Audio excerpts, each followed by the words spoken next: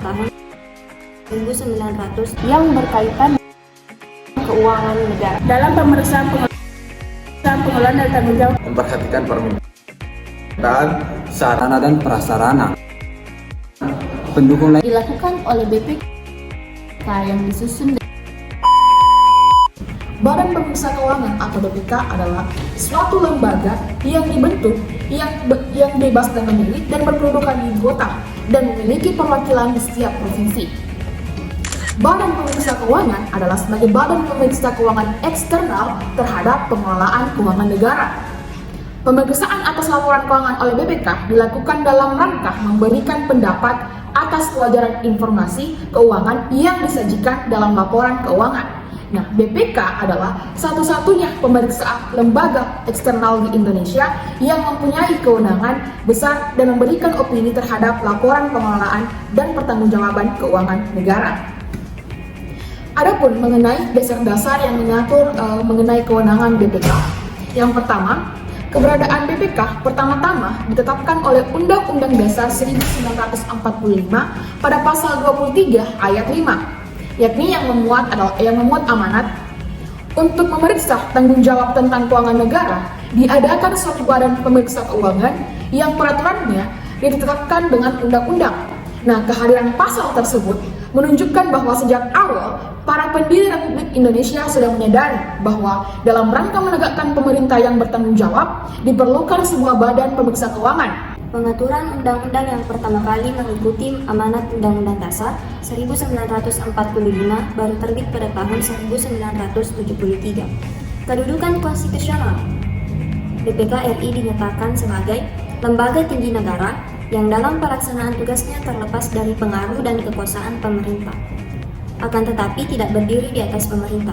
Terdapat pada pasal 1 Undang-Undang Nomor 5 Tahun 1973. Undang-undang yang dijadikan landasan hukum dan landasan operasional BPK dalam menjalankan tugasnya adalah: yang pertama, Undang-Undang Dasar 1945. Yang kedua, Undang-Undang Nomor 17 Tahun 2003 tentang Keuangan Negara. Yang ketiga, Undang-Undang Nomor 1 Tahun 2004 tentang Pembendaharaan Negara. Keempat, Undang-Undang Nomor 15 Tahun 2004 tentang Pemeriksaan, Pengelolaan, dan Tanggung Jawab Keuangan Negara.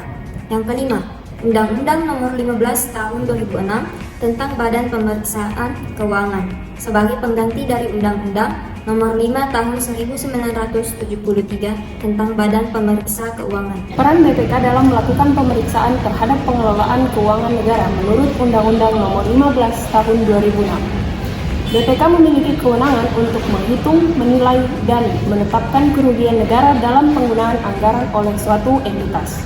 Menurut Undang-Undang Nomor 15 Tahun 2004 tentang Pemeriksaan, Pengelolaan, dan Tanggung Jawab Keuangan Negara, temuan yang mengindikasikan pidana dilaporkan kepada aparat penegak hukum. Adapun kewenangan BPK diatur dalam pasal 9. Yang pertama, menentukan objek pemeriksaan, merencanakan dan melaksanakan pemeriksaan, menentukan waktu dan metode pemeriksaan, serta menyusun dan menyajikan laporan pemeriksaan. Yang kedua, meminta keterangan atau dokumen yang wajib diberikan oleh setiap orang, unit organisasi pemerintah pusat, pemerintah daerah, lembaga negara lainnya, Bank Indonesia, badan usaha milik negara, badan layanan umum, badan usaha milik daerah, dan lembaga atau badan lain yang mengelola keuangan negara. Yang ketiga, melakukan pemeriksaan di tempat penyimpanan uang dan barang milik negara di tempat pelaksanaan kegiatan, pembukuan dan tata usaha keuangan negara, serta pemeriksaan terhadap perhitungan-perhitungan, surat-surat, bukti-bukti, rekening koran, pertanggungjawaban, dan daftar lainnya yang berkaitan dengan pengelolaan keuangan negara. menetapkan jenis dokumen, data, serta informasi mengenai pengelolaan dan tanggung jawab keuangan negara serta negara yang wajib disampaikan kepada BPK.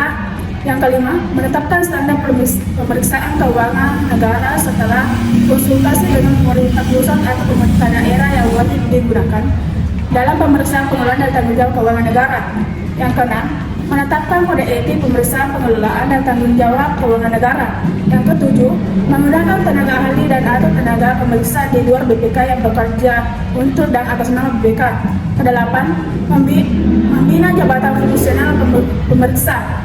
Kesembilan, memberi pertimbangan atas standar akuntansi pemerintahan. Yang ke-10, memberi pertimbangan atas rancangan sistem pengendalian internal pemerintah pusat atau pemerintah daerah ditetapkan oleh pemerintah pusat atau pemerintah daerah.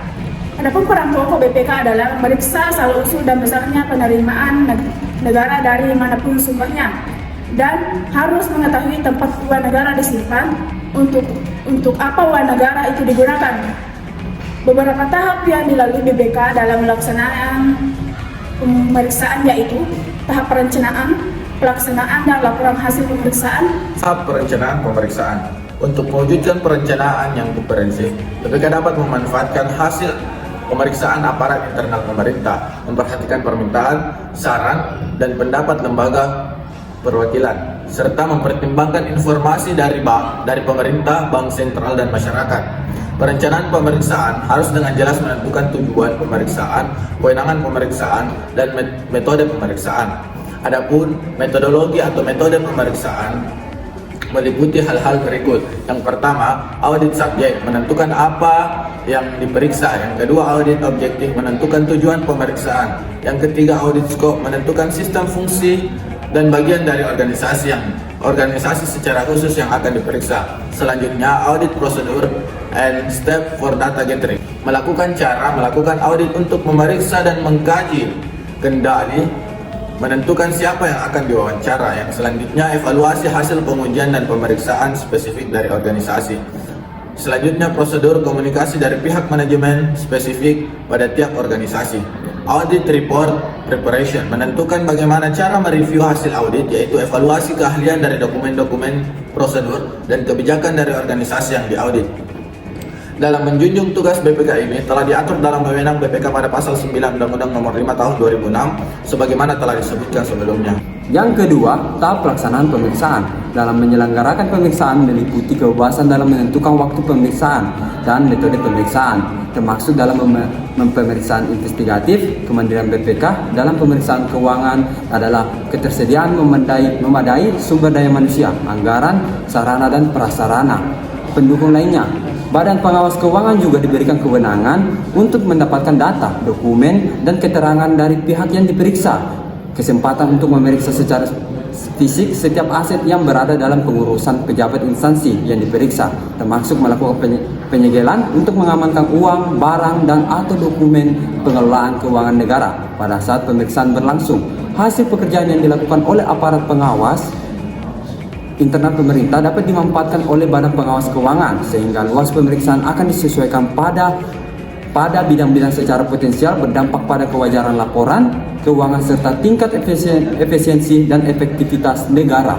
Oleh karena itu, aparat pengawas diwajibkan untuk menyampaikan hasil pemeriksaan pada Badan Pengawasan Keuangan. Laporan hasil pemeriksaan. Hasil setiap pemeriksaan yang dilakukan oleh BPK yang disusun dan disajikan dalam laporan hasil pemeriksaan atau LHP. Pemeriksaan kinerja akan menghasilkan temuan, kesimpulan, dan rekomendasi.